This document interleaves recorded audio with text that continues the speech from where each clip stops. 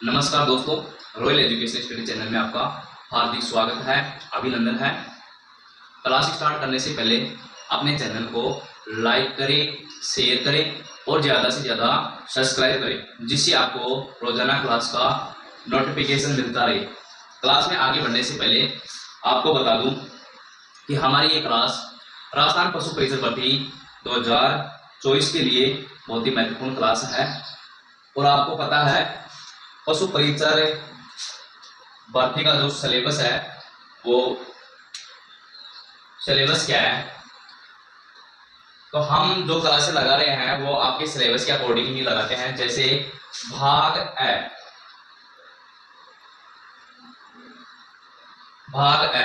भाग ए में आपका गणित विषय,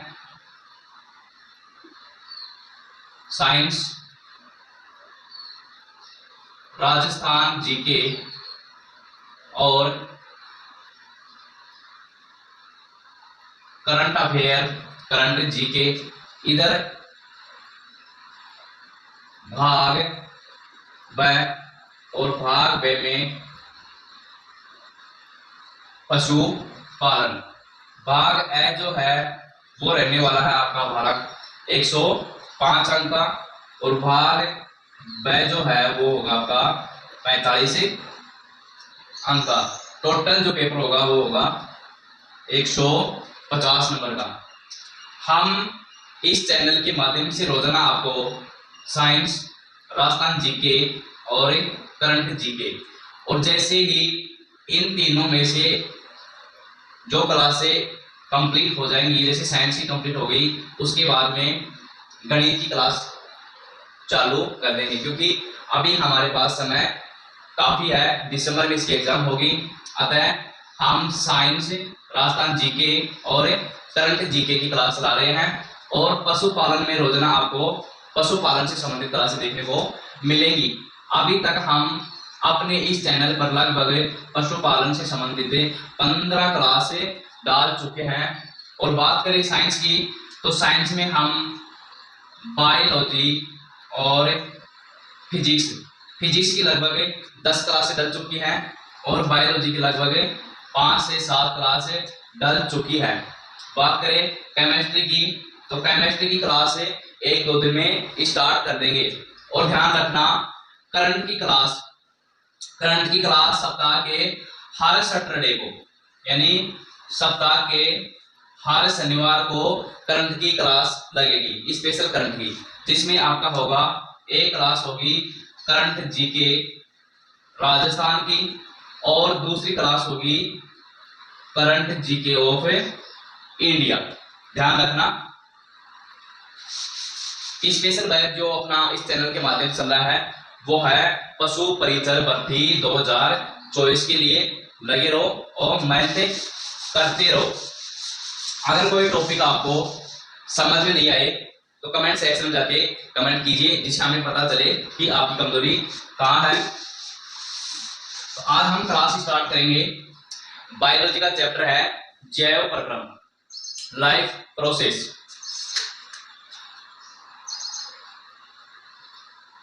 जैव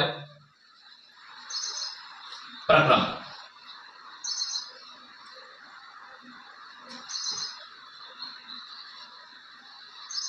जैव प्रक्रम, लाइफ प्रोसेस।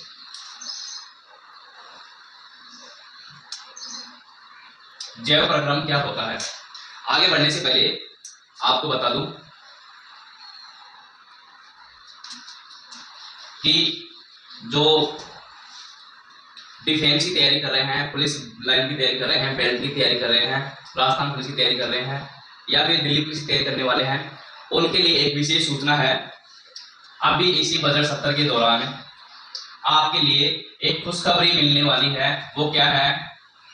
RAC और RISF की जो वैकेंसी है 2024 की, वो बहुत जल्द ही देखने को मिल सकती है, ऐसा हमारे पास अपडेट है। बात करें RAC की, तो RAC के लगभग 3000 पोस्ट से लेके 4000 पोस्ट तक रहने वाली है, जो आरएसी की बटालियन है उनके अंतर्गत है, क्योंकि नई 2-3 बटालियन और जोड़ दी गई हैं। बात करें आरआईएसएफ की, तो आरआईएसएफ में भी 1500 से लेके और 2000 तक वैकेंसी रहने वाली है, और इसका नोटिफिकेशन बहुत जल्द ही मिलने वाला है। तो अतः ज्यादा से ज्यादा अभी से इस स्टडी पे ध्यान दें। हो सकता है इनमें भी पहले राजस्थान पुलिस की तरह क्या कर सकते हैं, पहले फिजिकल कर सकते हैं, या सीईटी जोड़ सकते हैं और इस भर्ती को 10th लेवल तक भी कर सकते हैं। लेकिन ऐसी अभी तक कोई सूचना नहीं है। अभी तक जो भी सूचना है वो नॉन सीईटी के अंतर्गत ही बताई जा रही है। तो रोजाना क्लास ले, और जैसे इसका न्यू अपडेट आएगा तो आपको बता दिया जाएगा। तो आगे बढ़ते हैं। आजकल एक गाना ट्रेंड करना है, बात कोई शायरी लिख दू की, कहानी लिख दू की। तो उसके अकॉर्डिंग मैं जो पशु परीक्षण की तैयारी करने वाले दोस्त हैं, भाई बहन हैं, उनसे कहना चाहता हूं कि आप इस गाने से भी खुद को मोटिवेट कर सकते हैं। कैसे?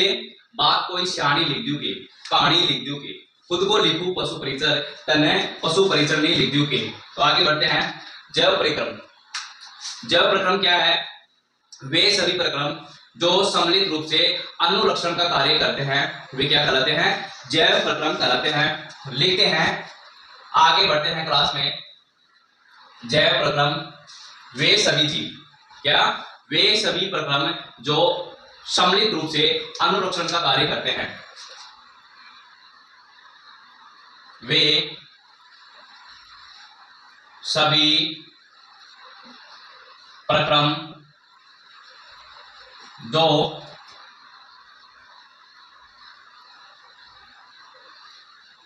सम्मिलित रूप से क्या करते हैं? अनुरक्षण का कार्य करते हैं। अनुरक्षण का कार्य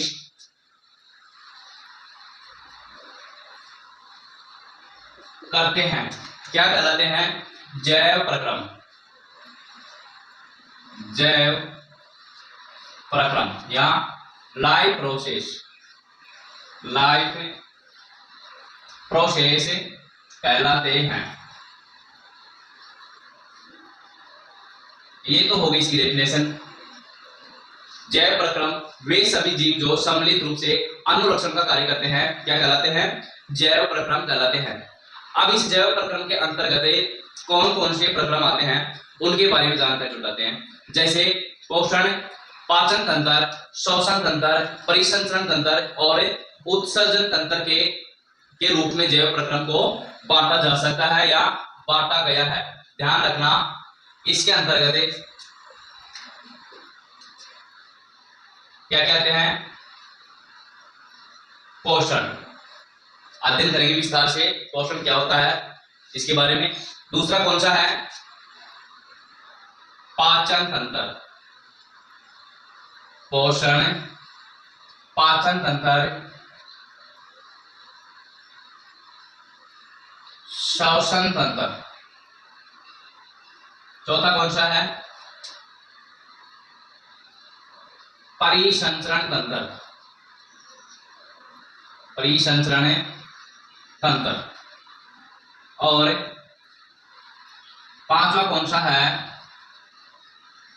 उत्सर्जन तंत्र। ये सभी क्या है? जैव प्रक्रम, यानी इन सभी का जो सम्मिलित रूप है वो क्या कहलाता है? जैव प्रक्रम कहलाता है। अब बात करें सर्वप्रथम पोषण की। पोषण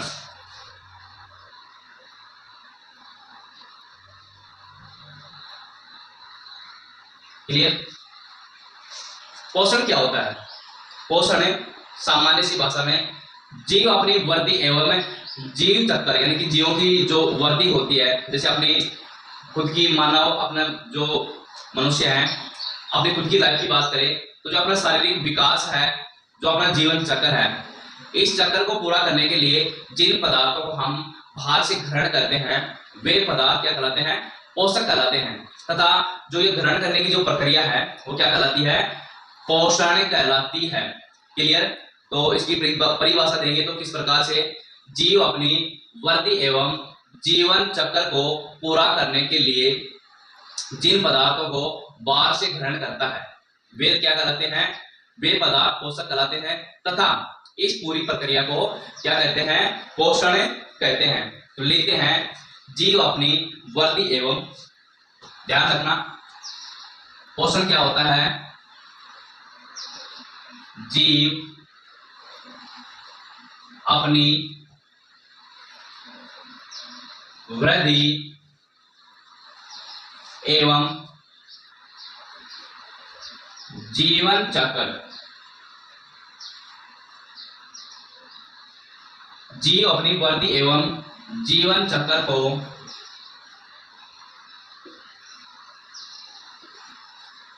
पूरा करने के लिए,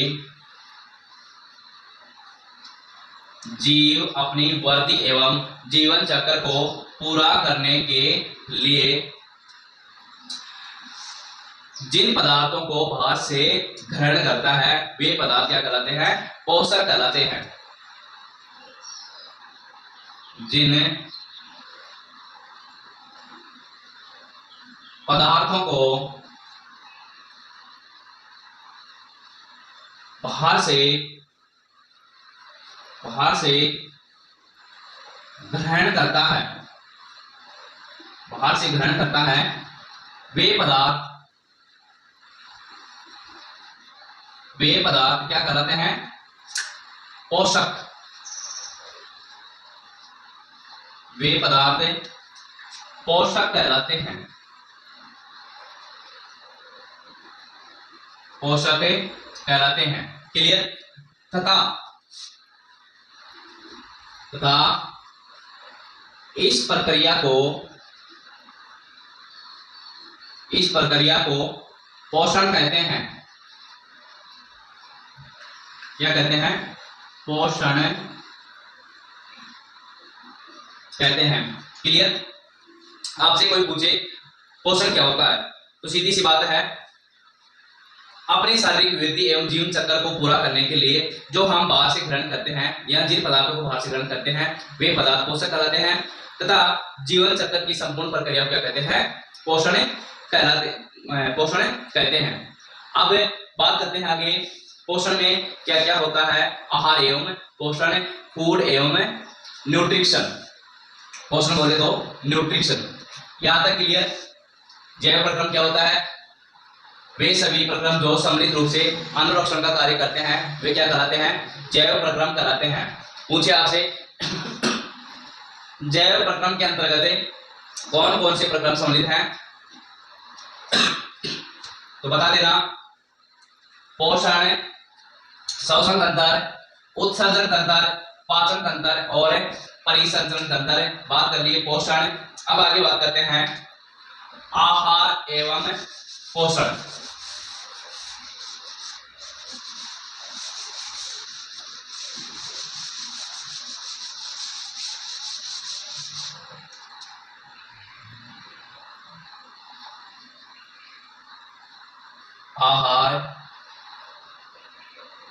आहार यानी कि जो भोजन होता है उसको क्या कहते हैं, आहार कहते हैं।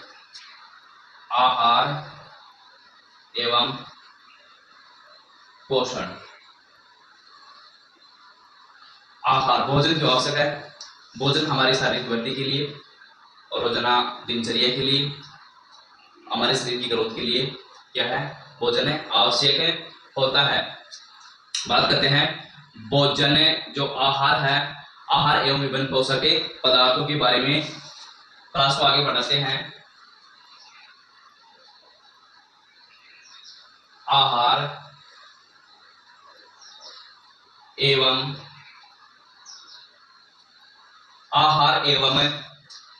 पोषण या भोजन एवं विभिन्न पोषक पदार्थ।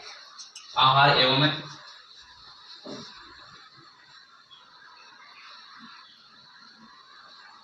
विभिन्न पोषक पदार्थ। क्लियर। आहार एवं पोषक पदार्थ। अभी जो भोजन है हमें क्यों आवश्यक है? क्योंकि भोजन से हमें एक तो ऊर्जा मिलती है, ऊर्जा मिलेगी तभी तो हमारा शरीर काम कर पाएगा। दूसरी बात, भोजन से है जो उपापचय क्रियाएं होती है, तो उन्हें उपापचय क्रियाओं का क्या होता है? नियमन होता है। किसे? आहार से। रोगों से सुरक्षा मिलती है। जब हम आहार लेंगे, अच्छा भोजन लेंगे, तो हमें रोगों से लड़ने के लिए जो सुरक्षा कवच मिलता है वो भी किनसे मिलता है? आहार से। आगे बात करें तो आहार से ही हमारे शरीर की शारीरिक वृद्धि होती है। कैसे? जैसे हमारे शारीरिक वृद्धि के लिए विटामिन, प्रोटीन, खनिज, लवण, इन सब की आवश्यकता होती है, और इन सब की पूर्ति हम आहार यानी भोजन के माध्यम से पूरा करते हैं। तो हम भोजन में क्या क्या ग्रहण करते हैं? पहला तो कार्बोहाइड्रेट। कार्बोहाइड्रेट हमें ऊर्जा प्रदान करता है। दूसरा वसा। तीसरा प्रोटीन। चौथा विटामिन एवं खनिज, लवण। ध्यान रखना, आहार में हम कौन कौन चीज ग्रहण करते हैं? कार्बोहाइड्रेट, कार्बोहाइड्रेट, ठीक है। दूसरा है वसा। इन सब के बारे में भी विस्तार से अध्ययन करेंगे। कार्बोहाइड्रेट क्या होता है, कार्बोहाइड्रेट किनसे मिलता है, कार्बोहाइड्रेट के कितने प्रकार होते हैं, और कार्बोहाइड्रेट के क्या क्या कार्य होते हैं हमारे शरीर के अंतर्गत, तो इन सब का विस्तार से अध्ययन करेंगे। तो क्या? कार्बोहाइड्रेट, वसा, प्रोटीन और विटामिन एवं खनिज, लवण। आहार एवं विभिन्न पोषक पदार्थ की बात कर रहे हैं, तो आहार के माध्यम से हम कार्बोहाइड्रेट, वसा, प्रोटीन, विटामिन, खनिज, लवण की पूर्ति करते हैं। क्लियर? बात करें भोजन। भोजन क्यों आवश्यक है? ध्यान रखना, भोजन, फूड, भोजन फूड क्यों आवश्यक है? तो सबसे पहले तो ये हमारे शरीर को क्या देता है?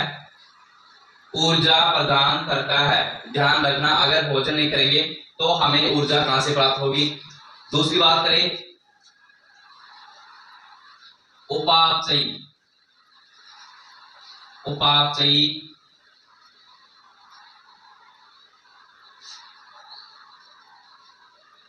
उपापचयी जो क्रियाएं होती हैं उनका क्या करता है? नियमन। उपापचयी क्रियाओं का नियमन कौन करता है? भोजन। आगे बात करें, ऊर्जा हो गई, उपापचयी क्रियाओं का नियमन हो गया। भोजन हमारे शरीर को रोगों से क्या देता है? सुरक्षा। रोगों से सुरक्षा देता है। और आखिरी बिंदु है भोजन से शारीरिक वृद्धि। अच्छा भोजन करेंगे तो अच्छी तरह से शारीरिक वृद्धि हो पाएगी। बात करते हैं उपापचयी क्रियाओं का नियमन। समझ में नहीं आया होगा आपको कि भोजन उपापचयी क्रियाओं का नियमन किस प्रकार से करता है, तो बने रहिए क्लास में। जो कि हमें पता है हमारा शरीर कोशिकाओं से मिलके बना होता है। तो आगे बढ़ते हैं। ये हो गया हमारा शरीर, ठीक है। और इसके अंतर्गत ये क्या है? कोशिका, सेल, सेल्स यानी शरीर में विभिन्न प्रकार की क्या होती हैं? कोशिका। यानी हमारा शरीर अनेकों कोशिकाओं से मिलके बना होता है। जब हमारा शरीर क्या करता है? पोषक पदार्थ ग्रहण करता है। पोषक, जब हम क्या पोषक पदार्थ यानी भोजन ग्रहण करते हैं, भोजन ग्रहण करते हैं तो हमारे शरीर में क्या होता है, विभिन्न प्रकार की क्या होती हैं, कोशिकाएं होती है। जैसे ही हम भोजन ग्रहण करते हैं तो ये भोजन है, इसका क्या होता है, ये भोजन है जो हमारे शरीर में जो रक्त होता है, जो ब्लड होता है, उस ब्लड की सहायता से शरीर की जो विभिन्न कोशिकाएं होती है उन तक पहुंच जाता है। क्लियर। अब आगे बात करते हैं, भोजन ग्रहण कर लिया यानी पोषक पदार्थ ग्रहण कर लिए, इसके बाद हम क्या लेते हैं, श्वसन क्रिया। और श्वसन क्रिया में हम ऑक्सीजन तो ग्रहण करते हैं और कार्बन डाइऑक्साइड छोड़ते हैं। तो अब क्या, ऑक्सीजन कौन सी श्वसन के अंतर्गत कौन सी गैस काम में लेते हैं, ऑक्सीजन, O2। भोजन हो गया, ऑक्सीजन हो गई। ऑक्सीजन यानी कि जैसे ही ये ऑक्सीजन हम लेते हैं ये हमारे फेफड़ों के अंतर्गत जाती है और वहां पर जो रक्त होता है और रक्त में भी जो हीमोग्लोबिन होता है, हीमोग्लोबिन क्या करता है, इस ऑक्सीजन को पकड़ कर जो शरीर की जो विभिन्न कोशिकाएं होती है वहां तक पहुंचाता है। क्लियर। यानी कि शरीर में जो हीमोग्लोबिन होता है वो फेफड़ों से, लंग से इस ऑक्सीजन को पकड़ता है एवं हमारे शरीर में जो विभिन्न कोशिकाएं होती है उन तक ऑक्सीजन को पहुंचाने का कार्य करता है। क्लियर। एक और चीज होती है कोशिका के अंतर्गत, माइटोकॉन्ड्रिया। माइटोकॉन्ड्रिया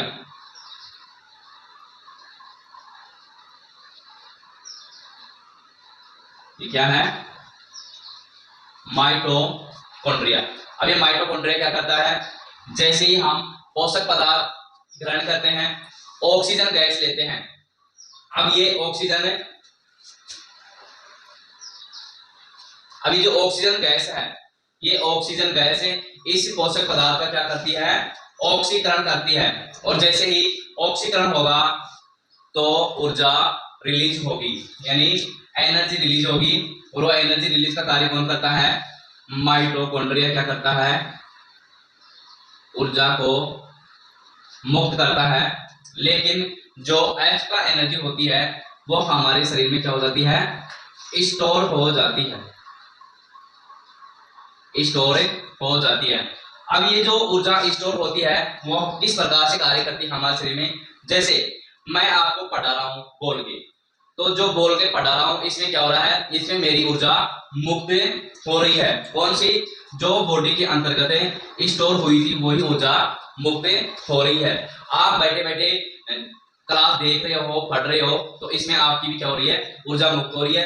अंतर इतना ही है कि मैं बोल के पढ़ा रहा हूं तो मेरी ज्यादा ऊर्जा मुक्त हो रही है और आप साइलेंट पढ़ रहे हो तो आपकी कम ऊर्जा मुक्त हो रही है।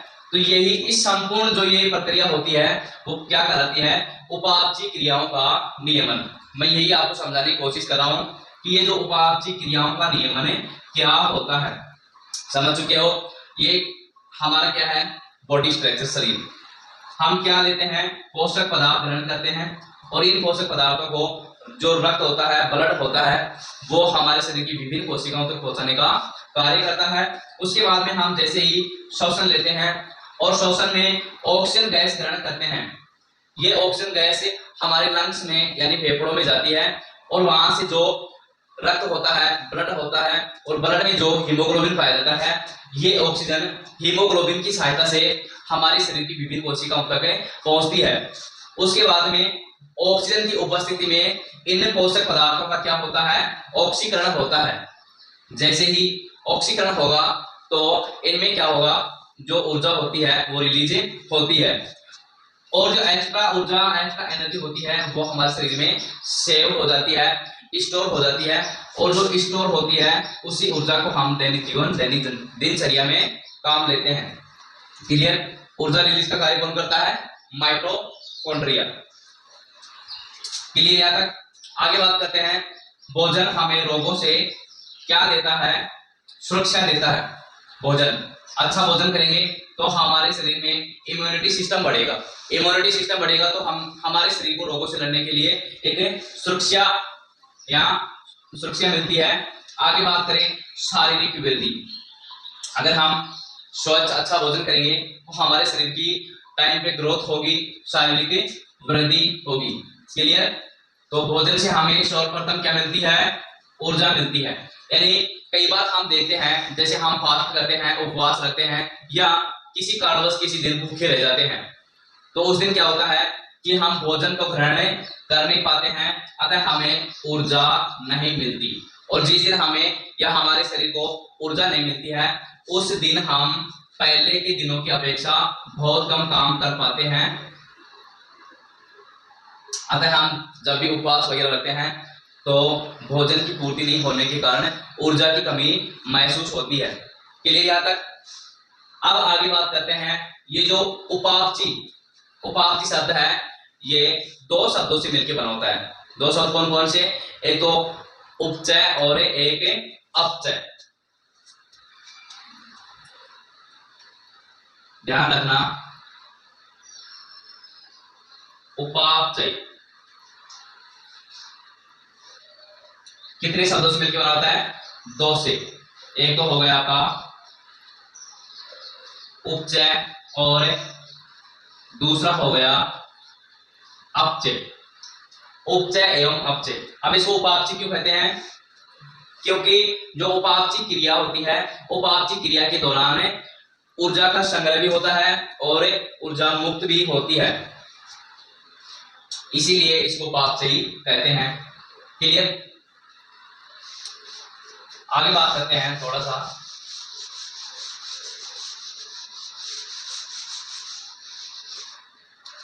नोट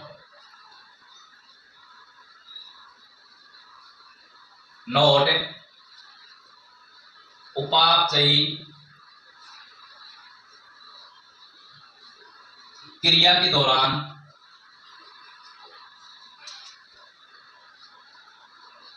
ऊर्जा का संग्रह भी होता है। उपापचयी क्रिया के दौरान ऊर्जा का संग्रह भी होता है तथा ऊर्जा क्या होती है? मुक्त। ऊर्जा मुक्त भी होती है। यानी उपापचयी क्रियाओं का जब नियमन होगा तो ऊर्जा रिलीज भी होगी और एक्स्ट्रा ऊर्जा जो होगी वो स्टोर भी होगी। और ये जो संपूर्ण प्रक्रिया है वो क्या कहलाती है? उपापचयी क्रियाओं का नियमन। क्लियर? अब आगे बात करते हैं पोषक पदार्थ। पोषक पदार्थ क्या होते हैं? ये जो पोषक पदार्थ होते हैं, हमें पहली बात तो ऊर्जा प्रदान करते हैं, दूसरी बात शारीरिक वृद्धि को प्रेरित करते हैं और रोगों से सुरक्षा तथा जो दैनिक कार्य होते हैं उनके लिए प्रेरित करते हैं। तो लिख लेते हैं एक बार।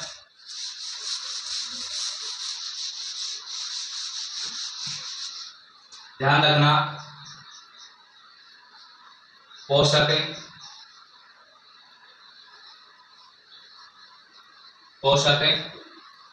पदार्थ ये क्या करते हैं? ऊर्जा प्रदान करते हैं। पहली बात तो ये। आगे क्वेश्चन आ जाए, पोषक पदार्थ के कार्य दो चार ऑप्शन दे दे।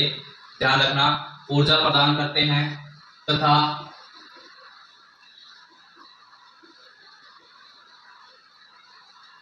शारीरिक वृद्धि में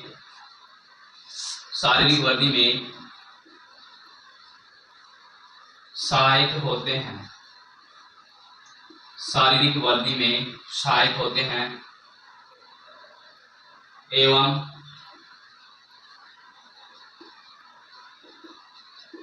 रोगों से क्या करते हैं? रोगों से सुरक्षा तथा